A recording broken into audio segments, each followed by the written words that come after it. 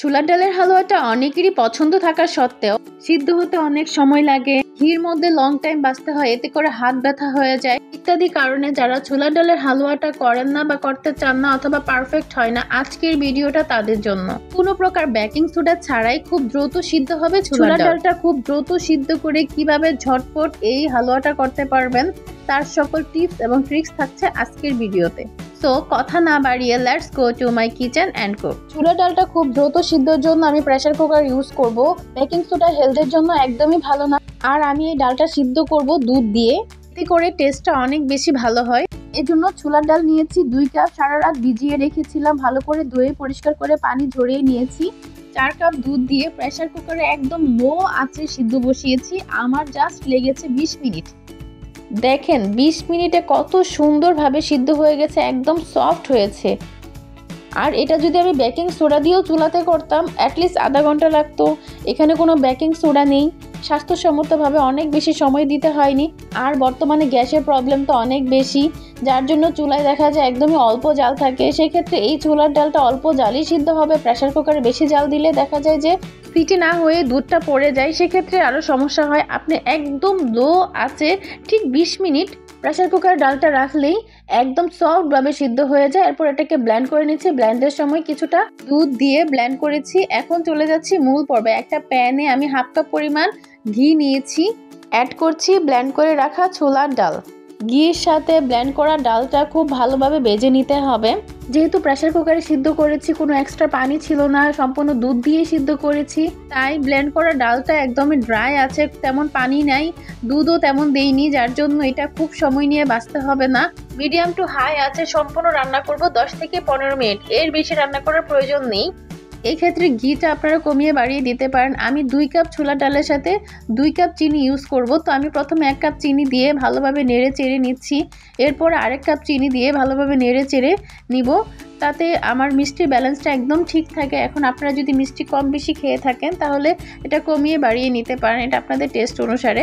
এই তো আমি আরেক কাপ চিনি দিয়েছি, এখন খুব ভালোভাবে নেড়ে চেড়ে নিব। এখান থেকে আমি কিছুটা হালুয়া করব আর ম্যাক্সিমামই বরফি করব, তো যতটুকু হালুয়া করব ততটুকু প্যানে রেখে বাকিটা আমি একটা সার্ভিং ডিশে নিয়ে নিচ্ছি। এখন আমি যতটুকু হালুয়া রাখবো ততটুকুতে কিছুটা কিশমিশ এবং বাদাম অ্যাড করছি, এটা আপনারা পছন্দ মতো দিতে পারেন।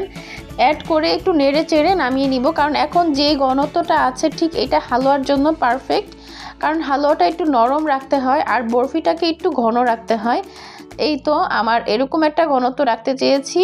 এখন আমি যে অংশটুকু বরফির জন্য সার্ভিং ডিশে উঠিয়ে রেখেছিলাম, এবার সেটা প্যানে নেওয়ার আগে একটু ঘি নিয়ে নিচ্ছি, নিয়ে এটাকে আবার পুনরায় ভেজে নিব।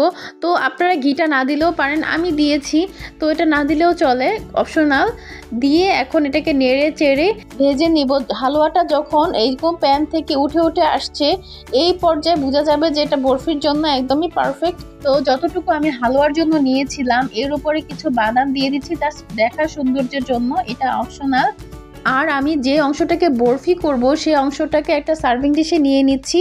তবে প্রথমে আমি একটু ঘি মেখে নিয়েছি যেন বরফিটা খুব সহজেই ডিমোল্ড করা যায় এই সার্ভিং ডিশ থেকে। এখন আমি এটাকে খুব ভালোভাবে সেট করে নিচ্ছি এই সার্ভিং ডিশের মধ্যে, আর উপরে কিছু বাদাম কুচি দিয়ে দিচ্ছি। এটা আপনারা আপনাদের পছন্দ মতো দিবেন। বাদাম কুচিগুলো দেওয়ার পর একটা স্প্যাচুলা দিয়ে চেপে চেপে নিচ্ছি যেন বরফির সাথে এটা সেট হয়ে যায়।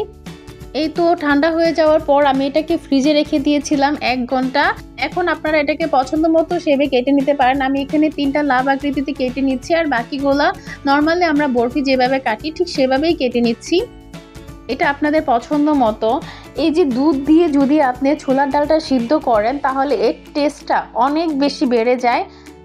আপনি যদি ছোলার ডালটা পানি দিয়ে সিদ্ধ করেন তাহলে অবশ্যই গুঁড়া দুধ দিতে হবে। যখন ঘির মধ্যে ভাজবেন তখন এর সাথে গুঁড়া দুধ অ্যাড করে নেবেন।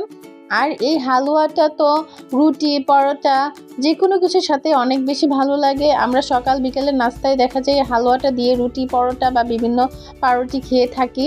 তো আপনাদের কাছে কেমন লেগেছে হালুয়াটা অবশ্যই জানাবেন। অনেকে আছে সারা রাত নামাজ পড়ে রোজা রেখে দেন হালুয়াটা খেতে খুব ইচ্ছে করলেও তৈরি করা হয় না সময় স্বল্পতার কারণে, আর অনেক ঝামেলা মনে করে। তো আপনি যদি এইভাবে প্রেসার কুকারে একদম লো আছে, অবশ্যই একদম লো আছে যদি এটাকে সিদ্ধ করে নেন খুব দ্রুত সিদ্ধ করে নিতে পারবেন, এমনকি দুধ দিয়েই পারবেন। আর পানি দিয়ে হলে তো আরও সহজ, তখন একটু জালটা বাড়িয়ে নিতে পারবেন। আর এতে করে দেখা যায় যে প্রেসার কুকারে সিদ্ধ করার ফলে তেমন কোনো পানি থাকে না, তো এটাকে অনেক সময় ঘির সাথে ভেজেও নিতে হয় না, অনেক ইজি। যারা এখনও বানাননি বা যারা বানাইতে চান বা পছন্দ করেন কিন্তু সময় স্বল্পতার কারণে ঝামেলার কারণে করেন না, আমার এই রেসিপিটা দেখে করলে ইনশাল্লাহ আপনার কাছেও খুব সহজ লাগবে। কারণ আমি নিজে অনেক ব্যস্ত থাকি, আমার 2টা ছোট্ট বেবি আর বাসায় বিভিন্ন ব্যস্ততার কারণে আমি অনেক কিছুই শর্টকাট করার চেষ্টা করি, আর সেটাই আপনাদের সাথে শেয়ার করি। এই নিয়ে যদি কোনো কোয়েশ্চেন থাকে অবশ্যই কমেন্টে জানাবেন। Thanks for watching my video. Allah Hafiz.